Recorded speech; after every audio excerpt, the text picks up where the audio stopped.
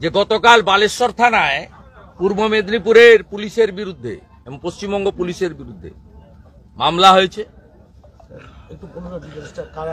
না কারা করেছেন জানতে পারবেন। অবৈধভাবে পশ্চিমবঙ্গ পুলিশ উড়িষ্যা পুলিশকে না জানিয়ে করেছে।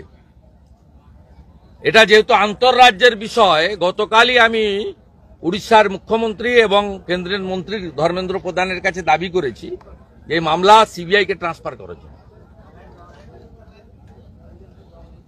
এদের কপালে দুঃখ আছে, অভিজিৎ মন্ডলের মতো এদেরকেও সৌম্যদীপ নাকি একটা আছে, ভাইপোর মাল এসপি, এদের কপালে দুঃখ আছে। Already FIR lodged Baleshwar PS এবং এটা ইন্টারস্টেট। আমরা দাবি করছি সিবিআই কে হ্যান্ড ওভার করার জন্য। আমাদের নন্দীগ্রামের লোক চিকিৎসা করাতে গেছিল কটকে, বালেশ্বরে তাদের হোটেল থেকে জোর করে তুলে আনা হয়েছে without search warrant, without the help of Odisha police. এবং অলরেডি কালকে এফআইআর লজ হয়েছে বিএনএস এর অন্তর্গত। মানে চন্দনা রাজকুমার ওরা চিকিৎসার জন্যই গেছিলেন ওখানে, নন্দীগ্রামের বাসিন্দারা গেছিলেন, গেছিলেন তো এফআইআর লেখা আছে।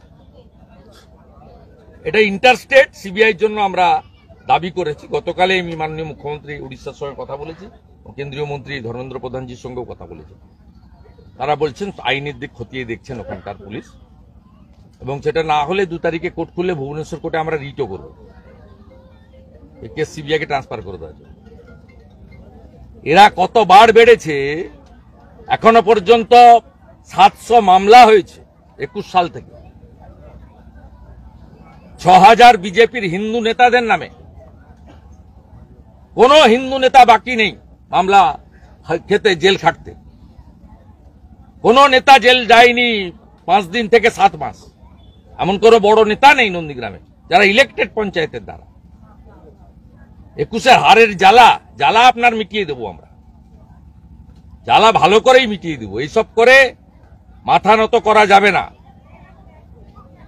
আপনি শঙ্কর দাসকে ভাঙিয়ে নিয়ে গেছেন, জয়দেব দাসকে ভাঙিয়ে নিয়ে গেছেন, থেকে আমার ভোট কমেছে নাকি? গোকুলনগর অঞ্চলে একটা মুসলমান থাকে না, হিন্দুদের এলাকা, সব লোক আমার। হিন্দু মানেই শুভেন্দু অধিকারী, প্রত্যেকটা হিন্দু লোক আমার সঙ্গে আছে। আজকে দেবাশিস দাস, অশোক করণ তারাও আজকে দল ছাড়লো। দেবাশিস দাস, আমি কিছু বলবো, এই তো আপনাকে আগে বলেছি, আমার এটাতে কোনো বিষয় না। কেউ দলে থাকবেন ছাড়বেন তার ব্যাপার, আমার বা বিজেপির কোনো ক্ষতি হবে না। গোকুলনগর অঞ্চল হিন্দু অধ্যুষিত অঞ্চল, একটা মুসলমান ভোট নেই, মানে কিছু করতে পারবেন। হিন্দুরা মোদিজির সঙ্গে আছে, শুভেন্দু অধিকারীর সঙ্গে আছে, তার মানে বিজেপির সঙ্গে আছে। হিন্দুদের কিচ্ছু করতে পারবে না। আর আপনি মুসলমানদের আমার সঙ্গে ঘুরে বেড়ালেও এমএলএর কাছে আসবে, সুযোগ সুবিধা নিবে, তো ভোট তারা তৃণমূলকে দেবে।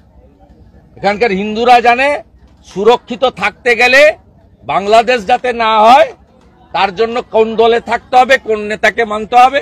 আর এখানকার মুসলমানরা জানে যে খাজেরি মাদ্রাসাগুলোকে টিকিয়ে রাখতে গেলে কাকে ভোট দিতে